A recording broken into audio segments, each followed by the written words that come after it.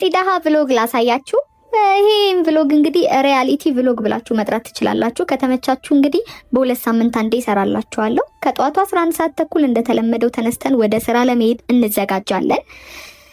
ፈጠነ አልጋይን ከዚህ ወደዚህ ቀየርኳት። አያምሩ? ሽንት ቤት እንግዲህ አብረን መሄድ ስለማንችል ከዚህ በላይ አልቀረስኩም። ለምሳቃ እንቁላል እንጠብሳለን። ምክንያቱም ትናንትና ደክሞኝ ምንም አልሰራውም ነበረ። ስለዚህ ምንም ሽንኩርት ምንም አይገባበትም፣ ምክንያቱም ሰዓት ያስረፍድብኛል። እንደዚህ በቃ በመላጣው እንቁላል ብቻ እንጠብሳለን። ከዛ በኋላ ምሳቃችንን ቁጥር እናደርጋለን። ከዛ ለቁርስ እንደተለመደው ቡላ ገንፎ ነው ምን ጠልዘው ማለት ነው። ቡላ ገንፋችንን እናዘጋጃለን። ምክንያቱም የትራንስፖርት ሰልፉ ወገባችን መቋቋም አለበት ማለት ለዛ በደንብ ተጠግነን ነው የምንወጣው። ብርድ ስላለ እንግዲህ ክረምት ገብቷል እንደምታውቁት ሻይ በማግ መያዝ አለብን ማለት ነው። ምክንያቱም ይበርደኛል፣ እዛ ስደርስ መጠጣት አለብኝ። ሻይን እንደዚህ በማግ ቅድት አድርጌ ያስኩኝ ማለት ነው። አያቀዘቅዝም ይሄ ማግ ባይዘው፣ ከፈለጋችሁ መግዛት ትችላላችሁ። ቡናችንን ፈልቷል። እሱ እስከሚደርስ ድረስ ልብሳችንን እንለባብሳለን። ሰዓትም እንቆጥባለን። እኔ ብዙ ማገዱ አልፈጅም። እነዚህም ብቻ ነው የኮስሞ እቃዎች የምጠቀመው። ዛቦ ጀባ ቃሃጀባ የወለደች ጀነት ይግባ በሰላማዊ የኔ ቆንጆ ብዬ ራሴን ምርቅ ቡናዬንም ጠጥት ታደረኩኝ። 3 ሲኒ ነው ቡና መጠጣው። ቡናው እንዴት እንደሚያምር አያችሁት? አቤት እንዴት እንደወደድኩት ማለት ነው።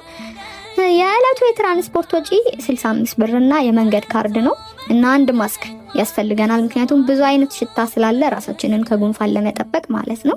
ከዛ ሰበርሰካ ያለን ኦልሞስት 20 ጉዳይ ለአንድ ስለሆነ በታክሲ ለመሄድ እንሰለፋለን።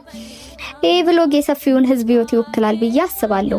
ራሳችሁን ከጥቂት የተሳካላችሁ ሰዎች ጋር እያነጻጸራችሁ እናንተ ብቻ እንዲህ የምትኖሩ ከመሰላችሁ ተሳስታችኋል። እናንተ ብቻ እንዲህ አይነት ሀስረል ላይፍ የምትኖሩ እየመሰላችሁ ዲስካሬጅድ የምትውሉም ሰዎች እረፉ። መሬት ላይ ያለው የህይወት እውነታ ይሄና ከዚህም የባሰ ነው። ኦኬ። ስለዚህ ብዙም ዲስካሬጅ አትሆኑ። ሀገር ክንወቅ ነው እንግዲህ። ከፈረንሳይ መገናኛ ይሄንን ይመስላል። 30 ብራችንንም ተጠቅመን ከፍለን የቀረን ስንት ነው? 35 ብር ማለት ነው። ምክንያቱም የዕለቱ ወጪ ስንት ነው ብያችኋለሁ? 65 ብር። ለማንኛውም ግን እስቲ 5 ጊዜ ኮፒ ሊንክ አድርጉልኝ። እስካሁን ኮፒ ሊንክ ሳታረጉ ከሆነ እያያችሁ ያላችሁት መጥቼ በየቤትሽ ማለት ነው ለምንድን ነው ኮፒ ሊንክ ያላደረግሹ እያልኩኝ አስጠቀጥቅሻለሁ ማለት ጠቅጠቅ አድርጎ። ኦኬ ደረስን። ቀጥሎ ደግሞ ከመገናኛ ወደ ቡልቡላ ስለሆነ የሚሄደው በእግራችን ትንሽዬ ወክ እናደርጋለን ማለት ነው ባስ ለመያዝ። አያሳዝንም ግን የኢትዮጵያ ሕዝብ። ከዛ በባስ ወደ ቡልቡላ እንሄዳለን። ወንበር ስለሌለ ያው ቆሜ ነው የሄድኩት። ለመቅረጽ አልተመቸኝም። ምክንያቱም ባስ ውስጥ እንኳን ለመቅረጽ ለመተንፈስ ልትቸገሩ ትችላላችሁ ማለት ነው። ፋይናሊ 2 ሰዓት ከ20 ሲል ደርሰናል። አሻራችንንም ማሳረፈናል። ለባርነት ሰንሰለቱን ራሳችሁ ላይ መቆለፍ በሉት። ፔሸንት እስኪመጣ ድረስ ቢሮአችን ሻያችንን እየጠጣን ፖድካስታችንን እናያለን። ይሄን ፖድካስት ሰላላችሁ እንድታዩ ሪከመንድ አደርጋችኋለሁ። ከ5 ፔሸንት በኋላ ምሳ ደረሰ።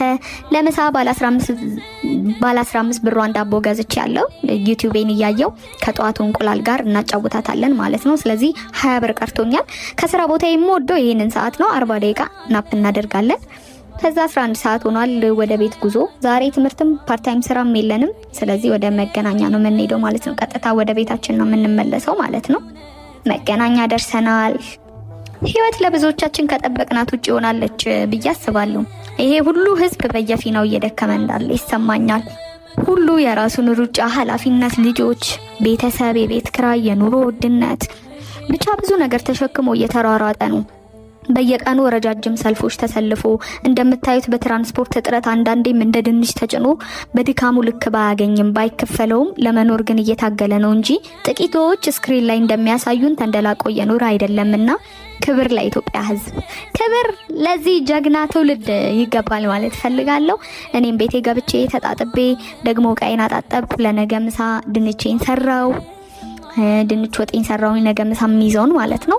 ለራትም የሚሆነኝን እርጥብ በአቮካዶ አዘጋጀውና በልቼ ጥርግ አድርጌ እኔ በሆድ ያልደራደርም። እንደምታውቁት ከምሽቱ 3 ሰዓት ተኩል ሲል ተኛሁኝ። ነገም 11 ሰዓት ተኩል ይሄው ላይፍ ይቀጥላል እስከሚለወጥ ድረስ ማለት ነው እንጂ ሁልጊዜ እንደዚህ ይሆናል ማለት አይደለም። እየደከማችሁ ላላችሁ እንዲህ አይነት ሁሉ ለምታሳልፉ ኢትዮጵያውያን በርቱ።